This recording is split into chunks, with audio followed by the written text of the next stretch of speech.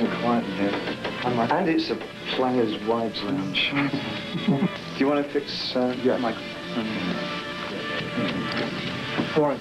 Oh, I'm okay. I'm a little... Yeah, we just had like a 12-hour ride from New York. You speak French at all? Oh, no, not enough to feel comfortable. Petit peu. Petit peu. Yeah. Boat rolling? Yeah. Okay, cool. First question. Thank you for your time, by the way. Oh, my pleasure. If you had to place a personal ad in a newspaper describing David Bowie in 1995, what would it read? Intolerably happy, please don't apply. Please don't apply. Why is that? I don't need anything. Hello, Space Boy.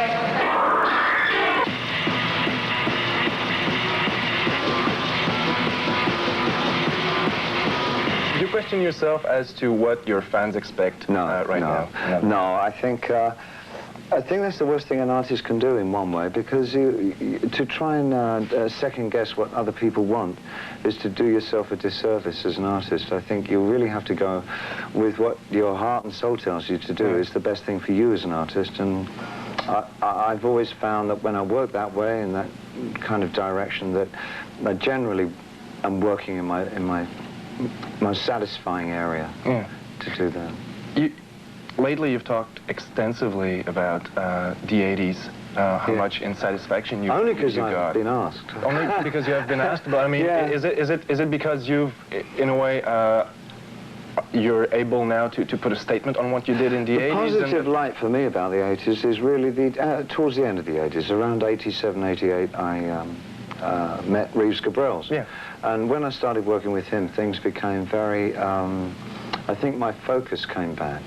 I didn't feel indifferent anymore. You know, I felt very indifferent through the 4 years of the 80s that probably I have been focusing on in interviews recently. Yeah. From 84 through 88 was pretty bad. I just felt distracted and...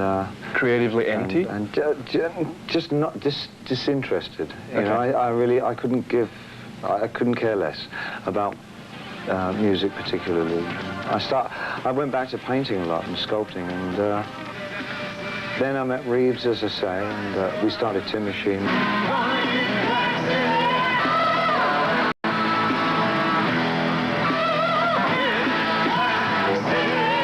I'm very competitive, and the music started getting better, generally, towards the end of the 80s, and that made me want to contribute. It's as if Tin Machine was like a challenge for you. Yeah. I know you liked a lot the chaos and the violence of the music that came out of it. Yeah, I know. It helps being shy. The more shy and awkward you are, I think, the more aggressive and violent you become. Trent in Nails is extremely shy. And it's almost stereotypical that somebody that shy would produce music that aggressive.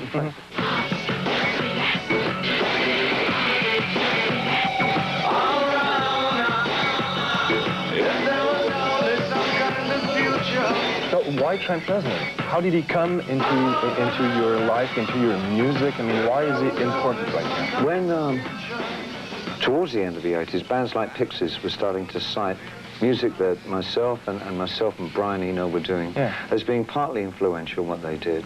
And some of their contemporary bands were also saying the same things. And one of the bands that was talking quite a lot about, especially the music that Eno and I did, was Trent, in terms of the Low album and Heroes. Yes. And in fact, then he tells me that he was playing the Low album, the complete album, between acts on his last tour, which was just, I couldn't believe, you know, that was amazing, that Low should get some more hearing. And so what I did, in fact, when Virgin asked if I would be supporting the album, I said I would love to, because I really adore the songs on it. That I said I would like to try something interesting. So I phoned up Trent and I asked him if he'd be willing to work with me and do kind of an interesting tour. Did you have in mind that some people might see it as a commercial venture in a way? I don't think, I mean, if I was commercial, I think I would pick a band that was less aggressive and less radical. Yeah. Frankly, I think no one in their right minds would consider working with 9 Inch Nails. No? Except me. Except you? Yeah, I don't see any of my contemporaries doing this. No? Do you? No, and you coming with Trent Reznor came as a surprise to a lot of people as well. I think so, yeah. I just wanted to do something that was not going to be like any other tour. Something that was really a challenge. And that's what we've constructed. It's confusing these days, but noon dust will cover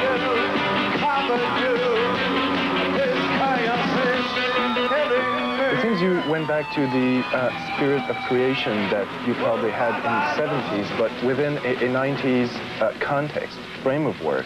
Do you see it? Yeah, I tend to dip into a lot of my own work now. I feel like I've got almost 25 albums behind me that, in a way, I don't tend to go much outside of myself when I write now. I tend to look back over things that I've done and techniques and ideas, and often I find it really quite interesting to combine things that I've done in the past together in a new way.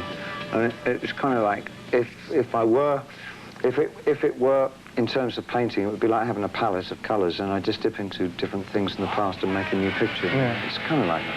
I think I've lost my way.